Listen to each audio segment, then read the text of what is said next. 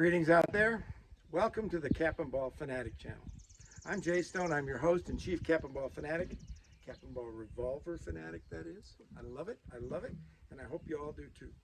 Today what we're going to be doing is we're going to be shooting one of my favorite pistols, and that's my Pietta remake of the Colt 1861 Navy. Samuel Colt actually thought this was his best looking pistol, and it is a beautiful pistol. It's modeled after the 1860 Army. He made some changes, rounded barrel instead of the octagonal barrel, the creeping loading lever. This is pretty close to accurate, except this has a steel trigger guard and backstrap, and in the originals back in the day they were brass. But other than that, it's an absolutely well-balanced, beautiful piece. And let's go inside and get this thing loaded up and take a few shots and see what happens. All right, welcome to my loading shed. I'm lucky I have this indoor place to be able to do this. I'm trying to keep the gun in the camera, so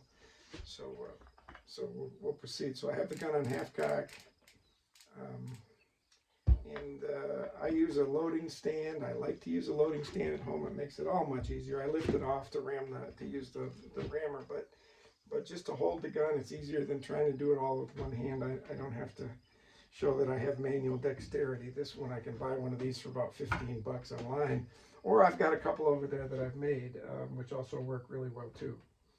So today I'm using 20 grains out of a powder measure. I'm shooting Pirate XP today, and I know there's a lot of talk online and on the forums about the difference between powder and Pirate XP, and sometimes people online make you think if you use Pirate X you're some kind of sinner, but that's not the case. I use Pirate X mainly because when I'm at home, mainly because it's lighter, and I get more shots per pound, and I like to watch my pennies. So when I'm at home, I'll shoot about 2/3 Pirate X, and then I'll practice with black powder. I use Swiss or shoots in black powder. When I go to the club, I shoot black powder to be more historically accurate. But when I'm at home, and today I'm going to shoot black powder Pirate X, and I feel no shame about that at all.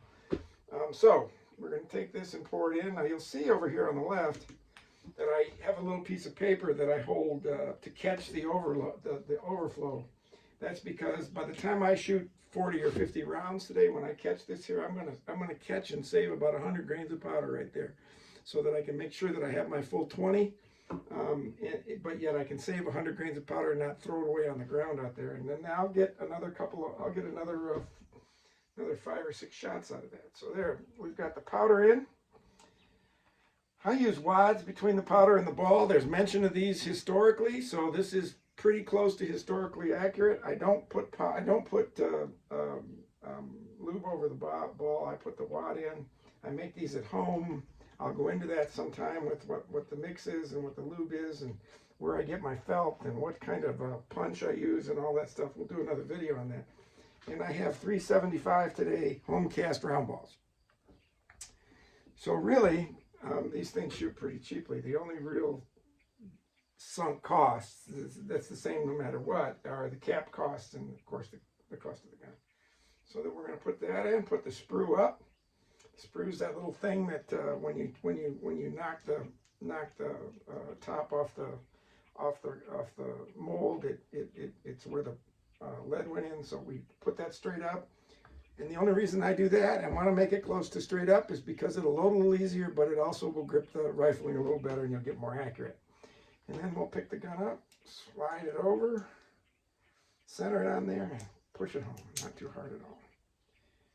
So I'm going to be shooting Remington number 10 caps. I managed to find some this week. I'll go ahead and get this loaded up, and then I'll see you when we get outside to see how she shoots. Okay, now we're ready to shoot. I'm out here at the range. This is my home range. This is a safe location. Everything's legal. Nothing's behind. I got a great hill backstop.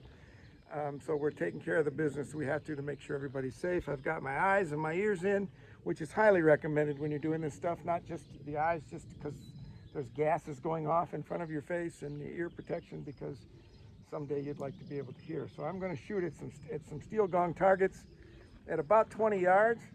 And let's see, you should be able to hear them if they hit. If they don't, oops.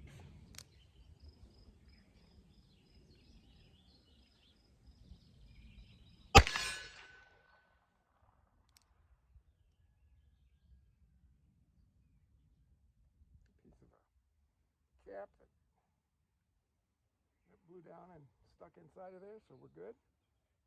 Shot number 2.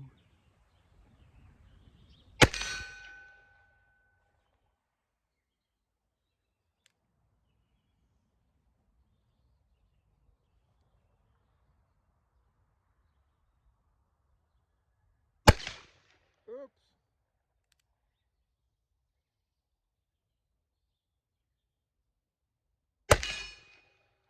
3 out of 4.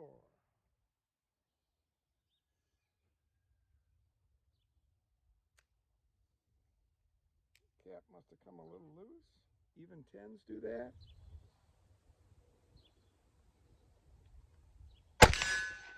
4 out of 5. Now we'll rotate around to the last cap. Put it down on the safety notch, and here we go. Let's go, baby. 5 out of 6, 20 yards. This is a straight shooter, I'll tell you that. This gun shoots about, because it's got a, you know, the reason these Colts shoot high, most of them, with a beaded sight, is because the sight is so tiny. To get in line with the and this is unloaded, but to get in line with the back sight, you have to lift it up some in order to see the back sight at the top of the front sight at the top of the back sight. Well, these 1860s have a little wedge sight, and it's just a little bit bigger than the bead sights on the other ones, so you don't have to. If you aim true, you're only about 2 inches low. Instead of 6 inches low like you are with the other Colts with those little bead sights. So these are a little easier to shoot, a little truer to where you're aiming, and it's a great gun. I love it. Okay, let's take a different view of the 1861 Navy. Shooting at targets downrange. You should be able to see them. 1, 20, about 19 yards.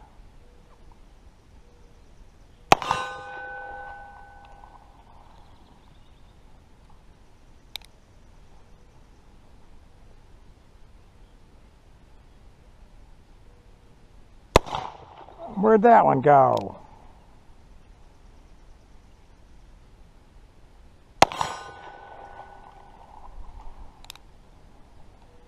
Let's go up here and hit Bigfoot.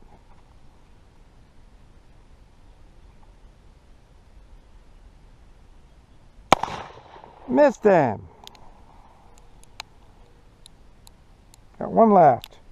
I got you, Bigfoot.